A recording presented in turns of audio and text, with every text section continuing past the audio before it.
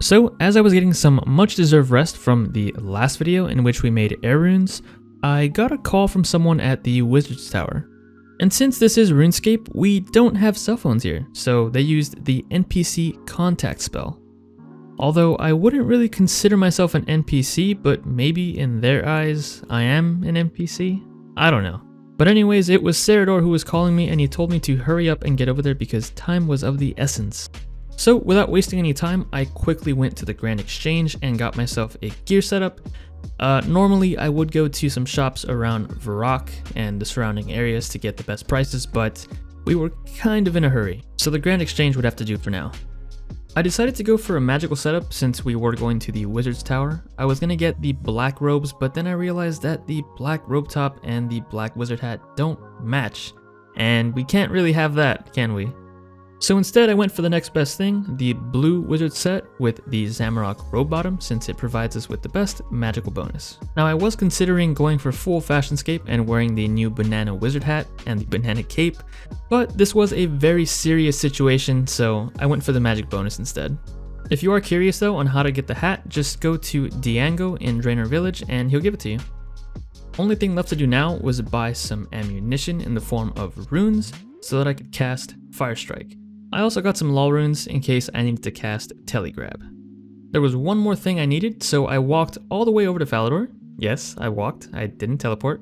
Ignore the max cape on my back. Anyways, I walked to Falador and I got myself a Wizard's Mind Bomb. Now, if you're unaware of what this is the drink for all wizards in Gielinor. One sip of this and you automatically go from a low-level wizard to the wise old man. Now that we had everything, we could go and walk over to the Wizard's Tower. Again, ignore the fairy ring in the back. We walked over here and quickly went downstairs to go talk to Serador. I asked Serador what the problem was and he said that I should go talk to Wizard Mizgog up on the top floor. Now before heading off and doing that, I asked him where I could get some robes like his because I was really digging the bright blue color. He told me to help Mizgog out first and then he might share his secret on where he got them from. So without wasting any more time, I quickly went upstairs to talk to the Great Wizard. I asked him what the problem was, and he basically told me that the demon that they have trapped is kind of going out of control, and that he needs to be tamed. After hearing this, I stepped into the nearby room.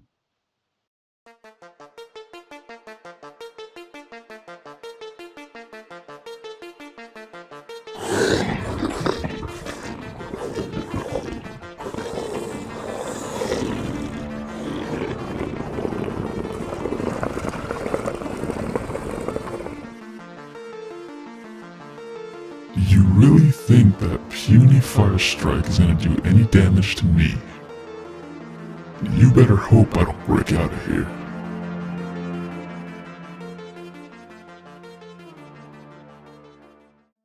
So after saying a couple of prayers, changing my underwear, and using a Saradomin's light to brighten up the room a little bit, we started slaying the demon. And luckily for us, he's behind this lovely fence, so he can't actually hurt us back. Now as for the method, it's very simple. All we're doing is using Fire Strike on the demon, and then when we kill him, we use Telegrab to pick up any loot that is worthwhile. And this was actually my first time seeing the new ashes that have been added into old school RuneScape. And honestly, if it wasn't for these ashes, I think this moneymaker would be pretty bad if I'm being honest. Because the one item that we're really relying on right now is the rune helm. And I gotta say, I spent quite a lot of time here as a young lad, training range and mage in hopes of getting that nice rune helm that high alchs for a pretty nice price. And if you're curious about the ash update, these ashes are basically the equivalent of bones. Most monsters in RuneScape drop bones, but as you know, most demons only dropped the regular form of ashes that weren't really worth too much. These special ashes that they drop are kind of like bones in the sense that you can get prayer experience from either scattering them or using the spell Demonic Offering on them to get a little bit more prayer XP. Now to use this spell and have access to the entire spellbook, you do need to complete the quest A Kingdom Divided, so just be aware of that.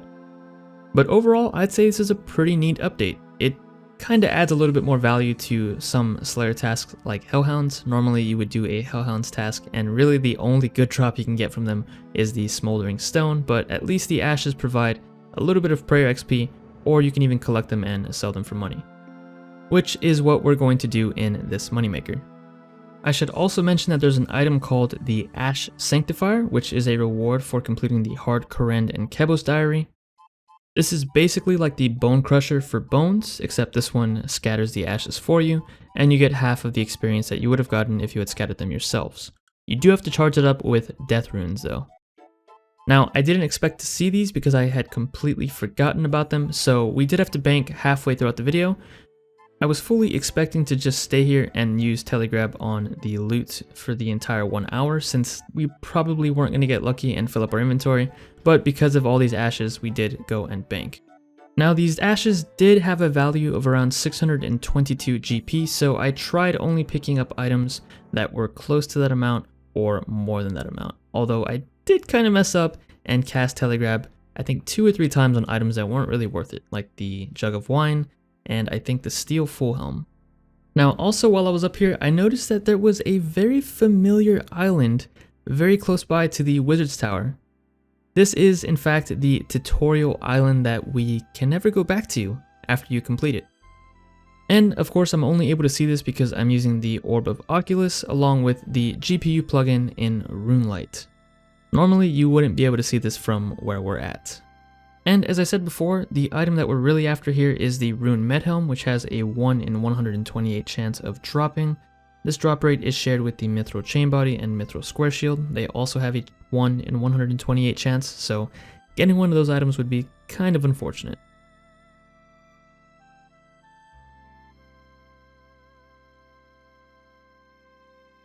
So yeah, that kind of just happened. Honestly, I'm sad because it wasn't the Rune Helm, but at the same time we also can't be too mad because it is a 1 in 128 drop and there was no way that we were going to kill 128 demons in this 1 hour. But with that disappointment out of the way and past this, we are pretty much reaching the end of this 1 hour of slaying the demon. And I gotta say that was some pretty nice fashionscape, the steel full helm along with the Mithril Chainbody, but unfortunately it hurts our magic bonus, so I took it off pretty quickly. I'm also very thankful for the Ash update because without that, I don't think we would have made a profit here, which would have been very unfortunate. But at least the people of Gielinor are safe from this demon for at least a little while longer. That is until he breaks out and comes looking for me.